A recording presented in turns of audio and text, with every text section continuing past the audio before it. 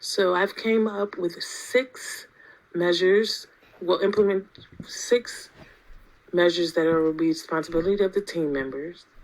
They will be assessed every 2 weeks since Delirium has, every week to every 2 weeks since Delirium has a quick onset. Each intervention is important to the success of the project, so it is very, very important that the team member buys in and they are committed to implementing each intervention. So we want to implement quiet hours during the night from 10 p.m. to 6 a.m. And we would like to have that done at a rate of 95% or greater. We want to reduce light level every night from 10 to 6 a.m. This will entail that the charge nurse or whoever's on the shift turn off the unit lights, and we will have a goal value of at least 95%. We want to minimize non-emergent patient care activities every night from 10 to 6 a.m. at a rate of 95% or greater. Offer eye masks and earplugs to each patient every night starting at 9:45 p.m. at a rate of 90% or greater. Screen all patients daily for delirium using the CAM ICU algorithm. This needs to be at a rate of 100%, as this is the most important data that needs to be collected to determine if patients are developing delirium. And lastly, we want to implement sleep hygiene interventions to all patients admitted to the ICU at a rate of 95% or greater.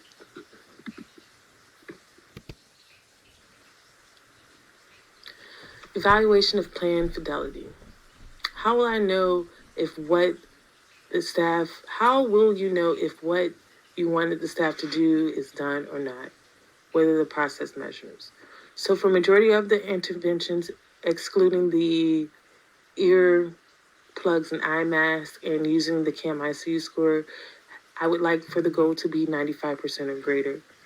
To assess, for instance, if the lights are being turned off at night, this will be something, the responsibility of the charge nurse on the shift, and we will allow for it to be documented on just a simple sheet of paper, or it can be passed on in huddle in the morning as if it was done. As far as giving patients earplugs and eye masks, it can be offered to each patient. Not all patients are going to want to use them for whatever their personal reasons may be. A patient who's on a vent may not be able to communicate that they want an eye mask or earplugs. So the plan is just to offer, and then within the documentation system, we will note that it was offered, or if it was not offered based on the condition of the patient.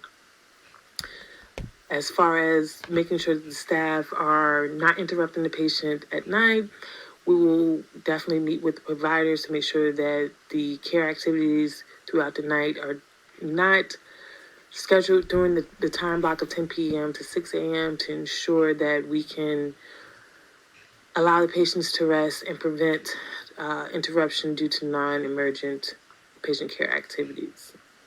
All of this data will be assessed weekly. Some of it can be done daily, such as the CAM ICU score, because that is the key component as to letting us know if a patient has developed delirium or not. As far as making sure that the plan is acceptable and is achieved, it will be my job as the project manager just to keep all the data on track and to constantly check in to the team to make sure that they are implementing the interventions and everybody is still on the same goal to achieving a successful outcome for the project.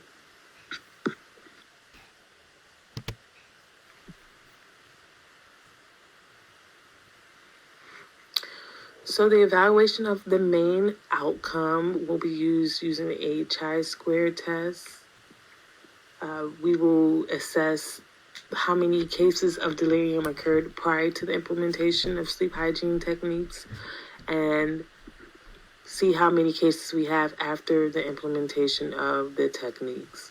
The goal is for within a 6-week time frame that at least 50% of patients, there will be a 50% decrease in the occurrences of delirium within the unit.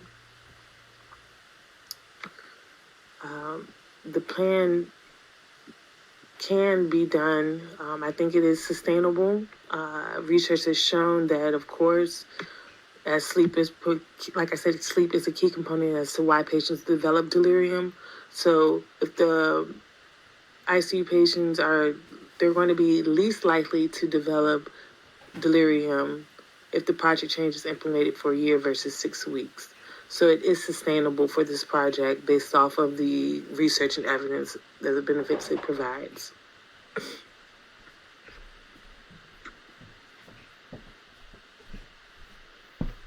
So the evaluation of change sustainability. Researchers already shown that this project change, incorporating sleep hygiene techniques to decrease delirium, is not only beneficial for the patient, as it helps increase with their quality of life and improve patient outcomes. It also is associated with reducing unnecessary healthcare dollars that are being spent. As I stated before, Chippenham Hospital spends roughly about $18,000 on treating patients who develop delirium. So research definitely shows that this is a sustainable project that needs to be implemented, that is beneficial to not only the healthcare system, but also, more importantly, to the patient. The metric that can be used is to continue the CAM ICU algorithm. This is something that each nurse can do daily. If it needs to be implemented during each shift, it can be as well, but at least once a day to determine the development of delirium. Now, as far as the budget, treating ICU delirium versus preventing is obviously less expensive. As I mentioned, once again, $18,000 to treat delirium here in Virginia in one of their largest hospitals. Preventing it, I don't see it costing less than a 10%, which is probably less than 10% increase in the unit's budget. The hospital already has eye mask and earplugs that are already supplied on the unit. Again, not every patient will want to use them, and not every patient will be a candidate to use them, such as a patient that is on a vent who wouldn't be able to communicate that they wanted an eye mask. Additionally, as far as implementing the CAM ICU algorithm, this is something that can be printed out on paper, it can be obtained online, it can be incorporated into the charting system, so there is no associated cost with that. It's just getting the team members aware of what it is and educating them on what it entails. Most of the other interventions are not associated with any costs, such as scheduling rest periods throughout the night, turning off the lights, reducing noise and sound levels. There is no fees associated with that need to be incorporated into the budget. Now, as far as man hours, those will be completed during working hours. The key component of this project is communication. So communicating with the team members can occur during huddle, which most units have. In particular, this unit does have twice a shift.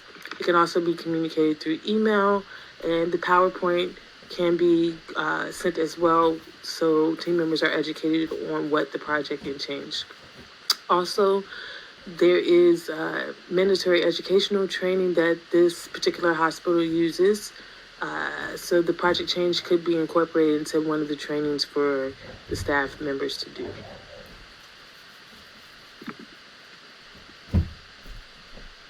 So overall, implementing the change project will save the hospital money, decrease delirium, and improve patient outcomes. Any questions, comments, or concerns? I've also provided a list of all the and data collected for this project. And I thank you for your time and reviewing my proposal for my project change. If you need to reach me, my email is available at dnash@usa.edu. Thank you.